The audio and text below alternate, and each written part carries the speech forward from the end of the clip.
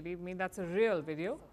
Hadja Labib shared it on X. She is the European Commissioner for Preparedness and Crisis Management. She is the driving force behind this plan, and it does not stop at survival kits. In future, the EU wants to have a National Preparedness Day. They haven't locked a date yet, but the plan is grand and exhaustive.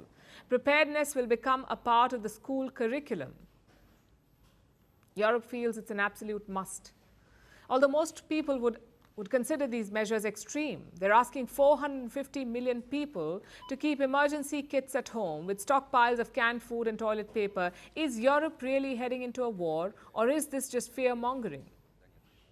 The trigger, of course, is the situation in Ukraine. Europe increasingly feels that it is at risk, that the threat of a conflict is higher. Different member countries are working on their own plans too, like France. This summer, all French citizens will get a manual, a survival manual, outlining clear and detailed steps, like what to do if a war or any major crisis breaks out. In fact, Belgium already has a website for its citizens. It has a list of items, things that every household should keep in an emergency pack. Germany and Poland have gone a step further. They have asked families to upgrade cellars, garages, or storerooms as bunkers.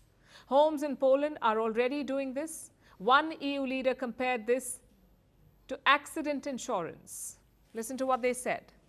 You want to be prepared and you want to minimize the damage, the costs, the suffering that you might go through. It may sound They make it sound rather so normal, but it's anything but normal. Stockpiling of critical supplies and turning basements into bunkers is not normal. People do this when a war looms.